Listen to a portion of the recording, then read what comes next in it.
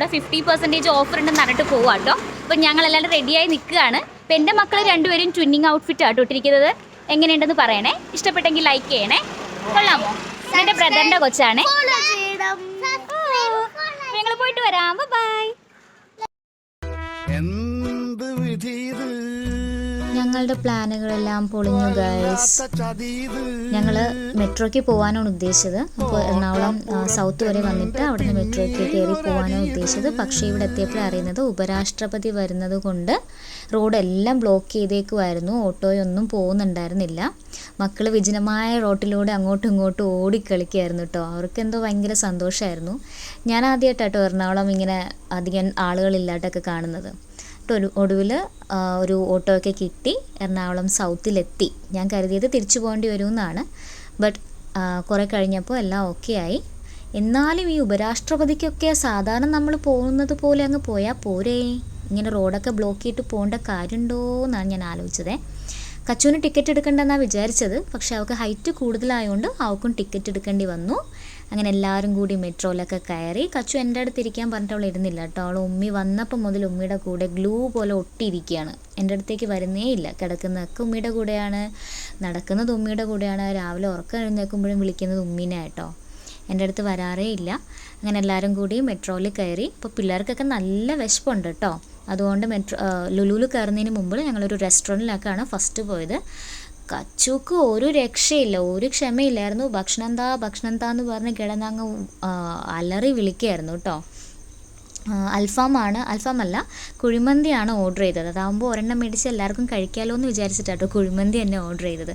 പക്ഷേ അതും വരാനായിട്ട് ഒരുപാട് ടൈം എടുത്തു. വന്നിട്ട് എല്ലാവരും ആ ഒരെണ്ണം എല്ലാവർക്കും തികഞ്ഞു കേട്ടോ. ബാക്കിയായിരുന്നു, എല്ലാവരും കഴിച്ചിട്ട് ബാക്കിയായിരുന്നു.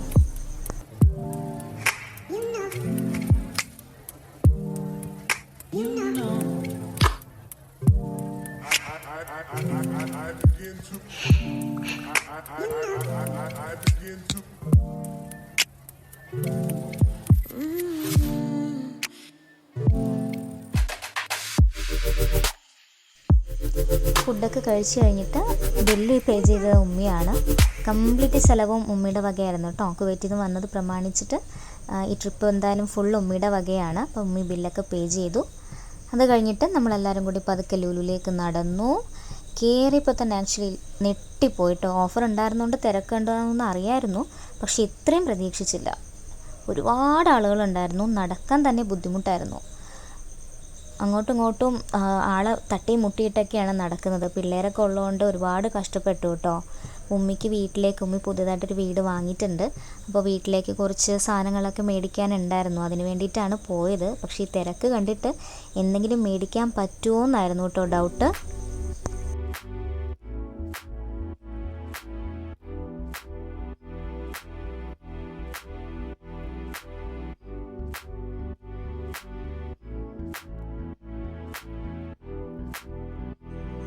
ഒരുപാട് ടോയ്സൊക്കെ ഉണ്ടായിരുന്നു കേട്ടോ. മക്കളെല്ലാവരും അത് വേണമെന്ന് പറഞ്ഞ് കരയുന്നൊക്കെ ഉണ്ടായിരുന്നു. പക്ഷേ ഞാൻ വാങ്ങാൻ സമ്മതിച്ചില്ല. കാരണം ഉമ്മി വന്നപ്പോൾ കുറേ ടോയ്സ് കൊണ്ടുവന്നിട്ടുണ്ടായിരുന്നു. അതൊന്നും ഇതുവരെ ഉപയോഗിച്ചിട്ടില്ല. അതുകൊണ്ട് ടോയ്സ് ഒന്നും ഞാൻ വാങ്ങിച്ചില്ല.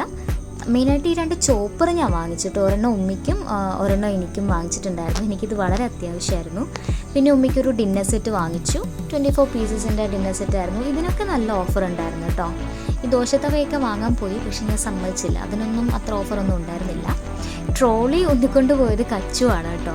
ബാക്കിയുള്ളവരും വാശി പിടിച്ചു, പക്ഷെ ആള് വിട്ടുകൊടുത്തില്ല. അവൾക്ക് തന്നെത്താനെ ഒന്നിക്കൊണ്ട് പോകണമെന്ന് പറഞ്ഞ് വാശി പിടിച്ചു. ആളുകളുടെ മേത്തൊക്കെ തട്ടുന്നുണ്ടായിരുന്നു, പക്ഷെ എന്നിട്ടും ആള് പിടിവിട്ട് തന്നില്ല. ഭയങ്കര വാശിയായിരുന്നേ. പിന്നെ മെയിനായിട്ട് വാങ്ങിച്ചത് എയർ ഫ്രയർ ആണ്. 3 എയർ ഫ്രയർ വാങ്ങിച്ചു. ഒരെണ്ണം ഉമ്മിക്കും വാങ്ങിച്ചു, 2 എനിക്കും ബ്രദറിനും കൂടി വാങ്ങിച്ചു. ഞങ്ങൾക്ക് മാനുവൽ ആയിട്ടുള്ളതായിരുന്നു. ഉമ്മിക്ക് ഒരു ഡിജിറ്റൽ ആയിട്ടുള്ള എയർ ഫ്രയറാണ് മേടിച്ചത്. പിന്നെ മെയിനായിട്ട് ഒരു വാഷിംഗ് മെഷീൻ മേടിച്ചു. ഫുള്ളി ഓട്ടോമേറ്റഡ് ആയിട്ടുള്ള ഒരു വാഷിംഗ് മെഷീൻ വേണമെന്നുണ്ടായിരുന്നു ഉമ്മിക്ക്. അതും വാങ്ങിച്ചു. അപ്പോൾ അത്രയേ ഉള്ളൂ. ബൈ.